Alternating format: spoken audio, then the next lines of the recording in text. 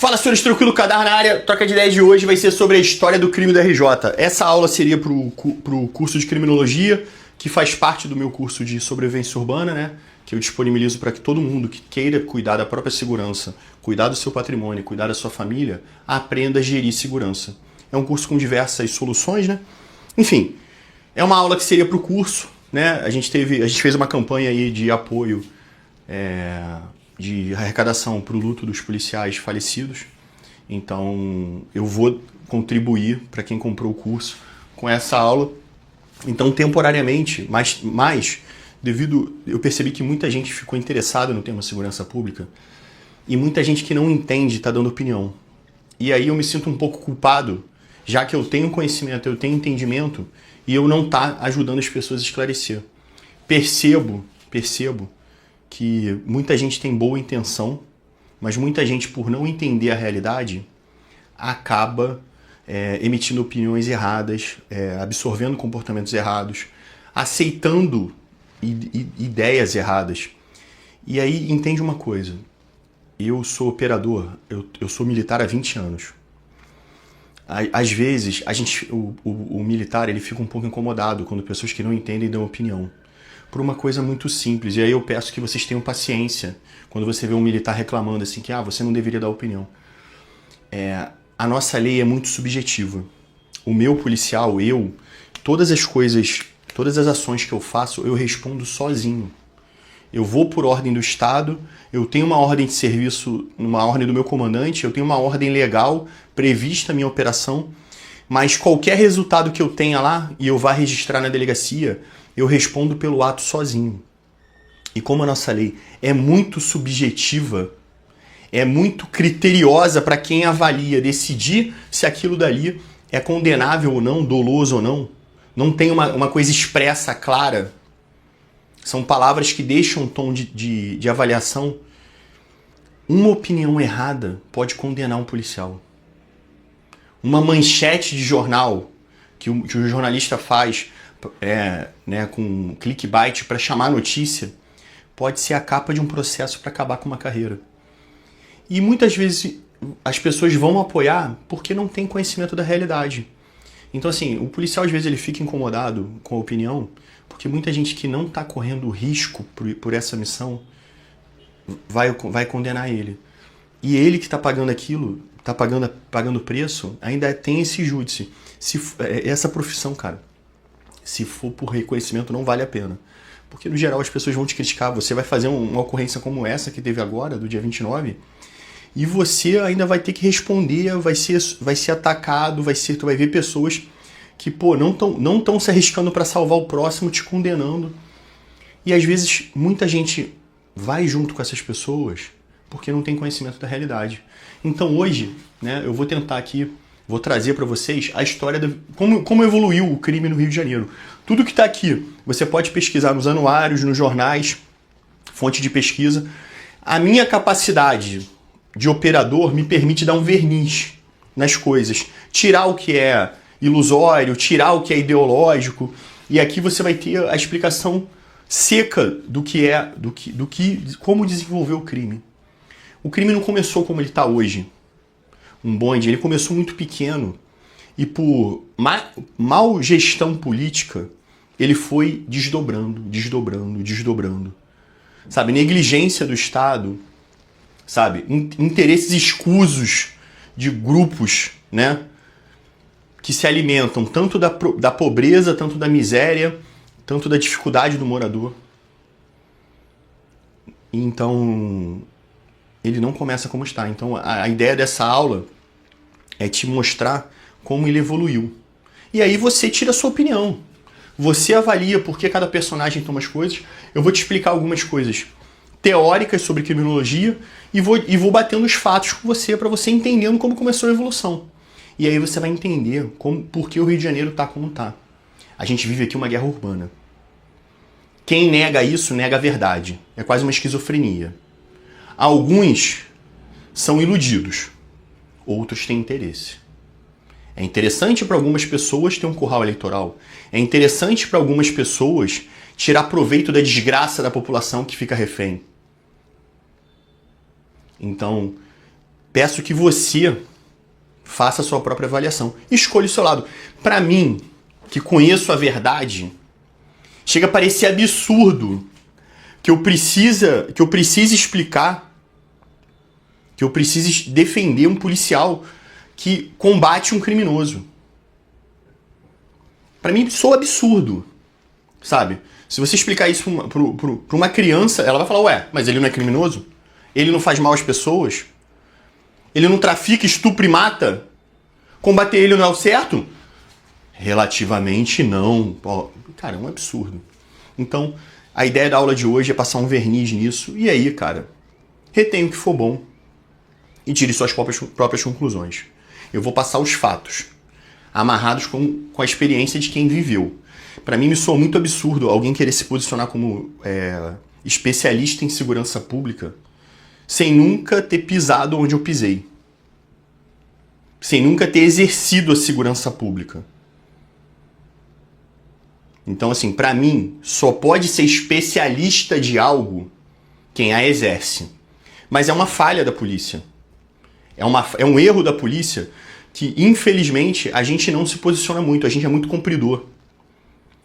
Uma tropa que se sacrifica, que luta diariamente, mas às vezes peca na hora de se posicionar. Me fico muito satisfeito de ver também a onda de apoio que esse último movimento teve. Das pessoas cansadas, dos policiais se posicionando e a polícia apoiando as posições. A guerra não é só no dia. Ela tem um desdobramento do dia seguinte. E essa é a mais terrível para a nossa condição.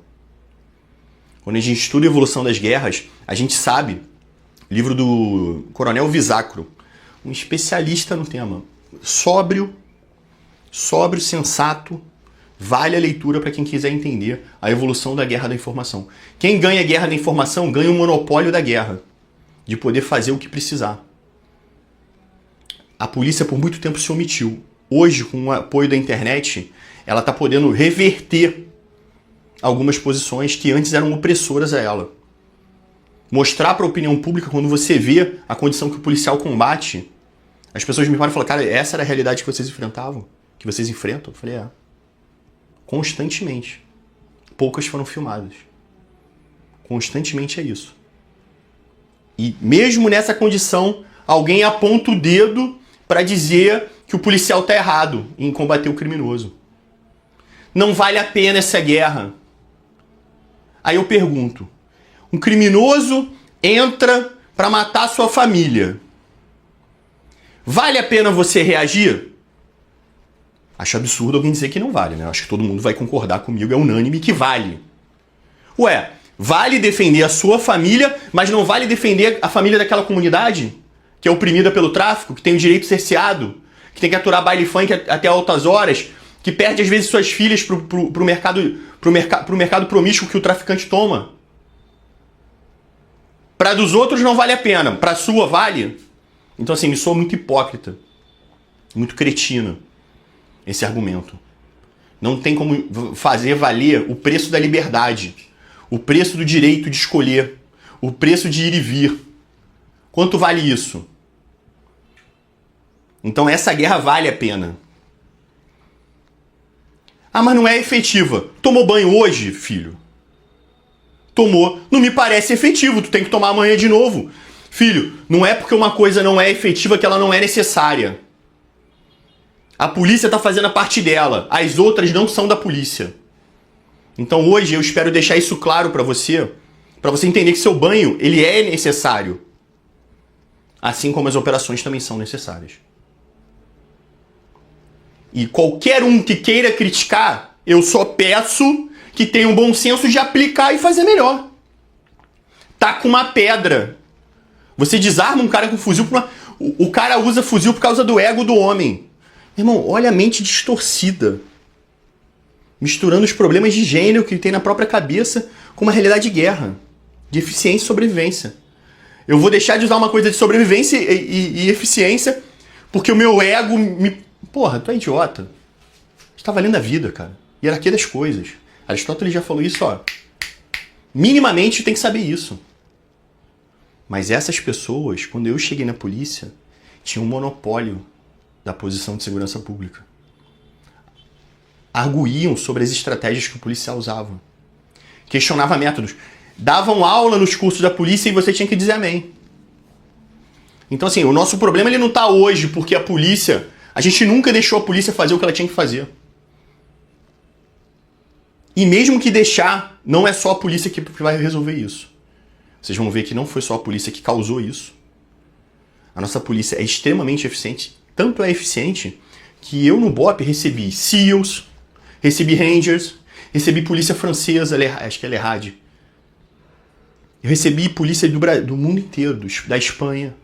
Os caras querem entender como a gente consegue, sem visão noturna, sem capacete, blindado quebrado, sem apoio aéreo, sem silenciador, sem meios.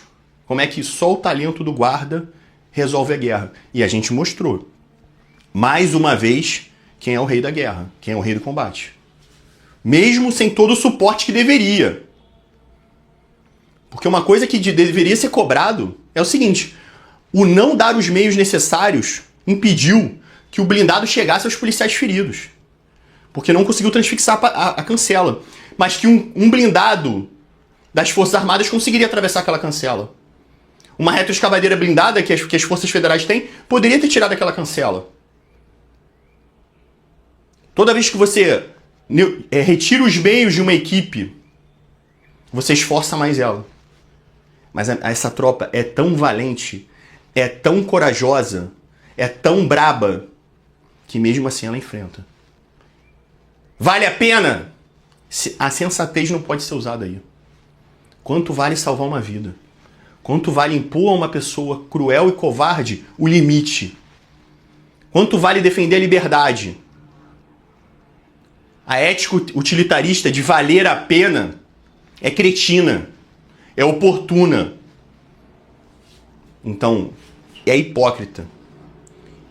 E ela vem romantizada com humanismo, mau caráter, que perdoa o criminoso. Mas entende uma coisa: toda vez que você perdoa o criminoso, você perdoa o cruel, você perdoa o covarde, você condena a vítima 2 vezes.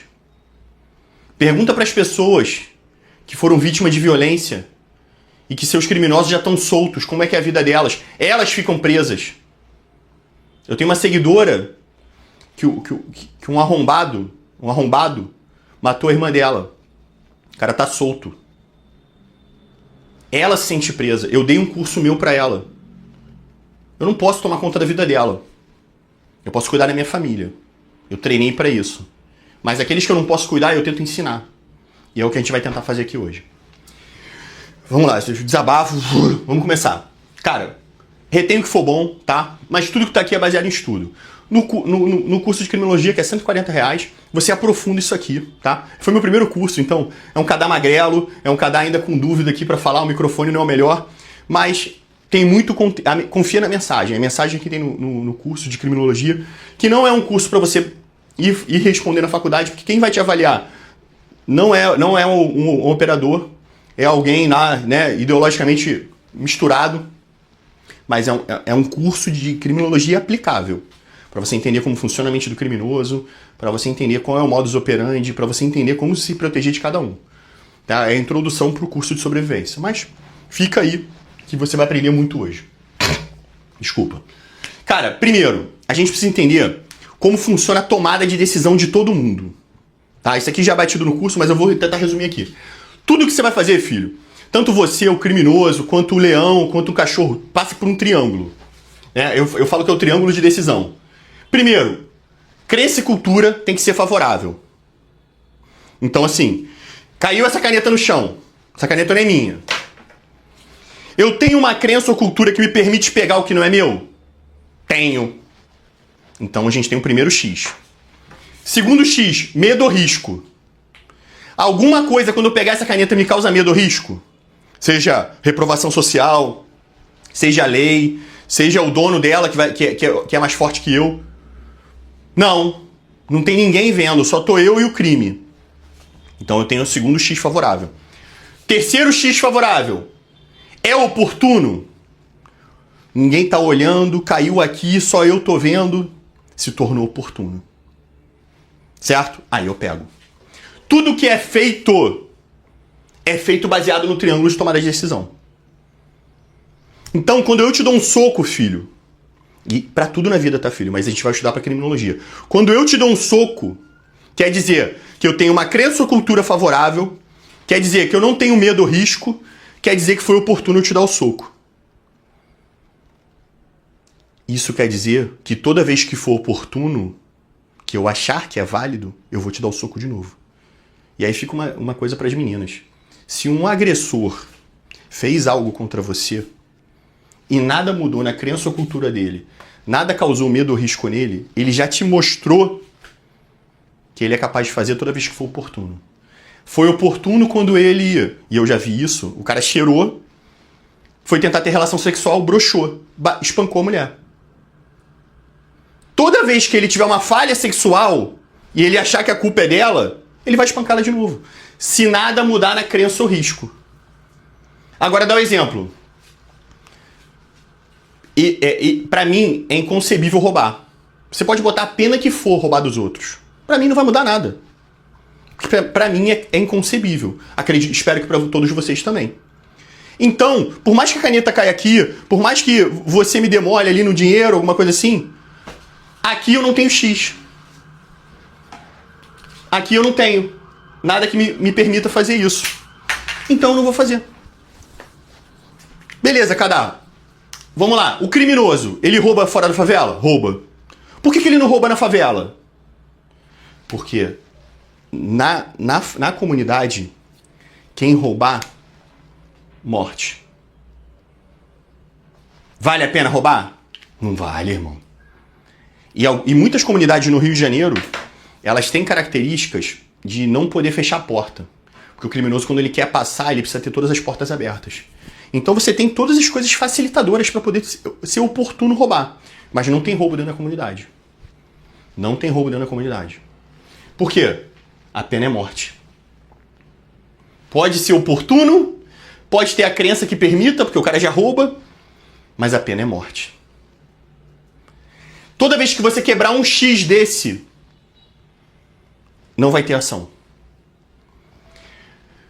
Singapura mudou a cultura em 20 anos. E aí mudou tudo. Mudou o país. Bukele, São Salvador, prendeu todo mundo envolvido com tráfico. 2% da população. Reduziu em 94% os crimes. 2 anos. Quem faz a crença ou cultura? Crença ou cultura é família, religião e educação. São as bases da crença e cultura de um país, que forma a ética de uma pessoa. São os valores que são plantados em você que te formam a ética. Mas aí você vai ter famílias desestruturadas. Então, as nossas famílias estão cada vez mais degradadas. A revolução sexual, né, favoreceu muito o desfacimento da família. Né? A promiscuidade, a cultura promíscua, ela desfaz a família. Então você não tem um núcleo familiar para dar uma formação ética necessária. O RC 122 fala sobre formação familiar, tá? Se quem quiser ver, é muito interessante, vai te ensinar o quanto influencia e impacta a família. Nossa religião, a gente né, a era moderna cada vez tenta te afastar mais dela. Tanto com exposições, com denúncia, com descrença, com pseudociência, enfim, vai tentando te afastar. E a nossa educação é uma merda. A nossa educação ela é construtiva. Ela não é ética. Né? A educação ela devia ter um núcleo ético. Ela não tem. Se você botar a ética na escola, vão falar que você é antiquado. Mas a educação devia formar a ética. Devia formar os valores que vão fazer a pessoa andar. Então a gente tem uma crença ou cultura destruída. Quem organiza as leis define o medo e o risco. Foi aqui que o Bukele atacou. Ele atacou firme no medo e risco. Já que ele não conseguia mudar a cultura, ele atacou firme aqui. 2 anos ele resolveu. Nós, como cidadão, a gente só influencia no que tiver oportunidade. Tanto a polícia quanto o cidadão só atua nesse pé do triângulo.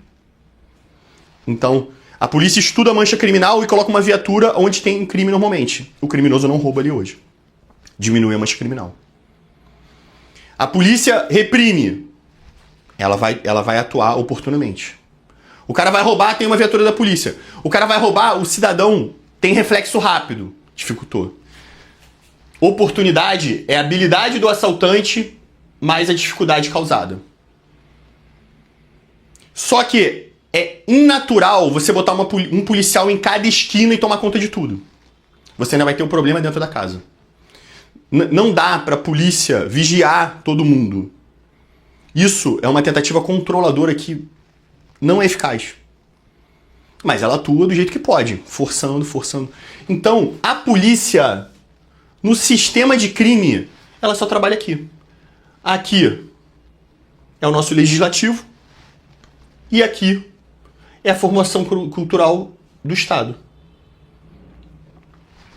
Então, se a gente quer resolver o crime, não é só polícia. Polícia é o necessário. Mas a gente precisa mudar as leis e mudar o modelo do Estado para a formação cultural. Sócrates, Platão vai dizer que a cultura tem que... cultura, ela deve cultuar o belo, o justo, o nobre. Porque quando ela não cultua isso, ela degenera a própria população. Então você vai ter regimes, né, de dissolução de estados, né, Roma, que eles foram atuando de forma progressista. Cada vez o Estado foi ficando mais degenerado, os comportamentos foram ficando mais degenerados, começou a se criar um comportamento de dissolução. Porque quando o progressismo ele vai afastando do conservador, ponto. Não tem problema. O problema é que cada um vai afastando para um lado diferente. Daqui a pouco nós já não somos mais iguais. E aí há cisão e abre-se outros estados. Então, quando a cultura não direciona as pessoas para um lado culto, belo, nobre, valores, moral, ética, ela destua as pessoas pelos seus gostos e prazeres. Já que não tem regra, eu vou pelo que eu gosto mais. E aí cada gosto vai degenerando para um lado e aí rompe-se uma corda de união. A gente agora não é mais a mesma coisa, somos tipos diferentes, comportamentos diferentes, culturas diferentes. Então, se a gente quiser resolver o problema da segurança, isso aqui já é lição para resolver tudo. A gente precisa resolver o problema da cultura e o problema das leis. E aí a gente começa, já entendemos isso, entendemos os motivadores, certo? Agora a gente vai avançar em como isso foi degenerando na nossa geração, na nossa cidade. A história do nosso crime, cara, ela vai começar, eu puxei a partir da década de 60. Antes disso, você tinha o banditismo, que eram os bandos, né, que se movimentavam. Aí você vai ter Lampião, aí, entre outros. Mas não é aqui o caso. Mas o nosso crime, nosso criminoso, ele age porque as crenças dele são favoráveis, ele não tem medo ou risco, pelo menos aquele que está agindo, e ele age no oportuno. Os motivadores do nosso criminoso, do nosso tipo de crime, é o clássico do crime, é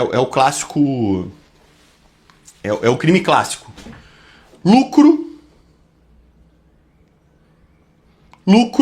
e facilidade. Quanto mais fácil for, no curso eu vou chamar isso de calculadora de perde-ganha, quanto mais fácil for, é mais oportuno. E quanto mais lucro, melhor. Então ele vai se movimentar sempre que tiver lucro e facilidade. Então o leão, na hora de escolher a sua presa, ele vai escolher a que tiver mais carne e for mais fácil. Aí ele olha o rebanho e ataca essa. É assim a básica da tomada de decisão do nosso criminoso. Em 1960, o nosso crime era clássico. O que é o crime clássico? Roubos a locais que concentravam dinheiro. Banco, joalheria, sequestro. Então, se reunia, se planejava. Fora isso, né? Fora o crime de bando, fora o criminoso de bando, você tinha os roubos oportunos. eu sou maior, eu sou mais forte, essa rua escura tá passando alguém que eu acho mais fraco, eu tomo. Mas você percebe que até 1960, você não tem conjuntura, conexão. Não eram grandes organizações. E isso faz toda a diferença. O crime ele era mais dissolvido. Ele era mais autônomo. Então, ele não tinha grandes concentrações de recurso, logística, meios. Então, a gente tem que reunir com alguém que tenha um carro, e aí o carro a gente pega não sei aonde, aí fulano tem que ter uma arma. Você não tinha essa logística pronta. Em São Paulo, chegou a se registrar, na década de 60, 37 sequestros, tá? Registros. Esse era o nível de violência que tinha na época. Na década de 60, começa um fator político que vai fundamentar o que vai causar no Brasil, no Rio de Janeiro depois. Que é o quê? Movimentos ideológicos resistindo à tomada de poder das forças, à queda do Goulart, a tomada de poder das Forças Armadas, tentaram fazer suas revoluções. Não vou entrar aqui no mérito de se está certo ou errado, quem era o quê. E cada grupo desse, né, se inspirou em guerrilhas. Então teve as guerrilhas em modelos de guerrilha. Então teve o modelo chinês, que era a guerra em área de mata, a contra-guerrilha cubana, né, a tomada dos sindicatos como da Rússia. E cada um tentou, né, pela sua causa, movimentar isso. Esses caras eram diferentes a motivação deles para o nosso criminoso. A motivação deles era ideológica. Eles tinham uma razão ideológica.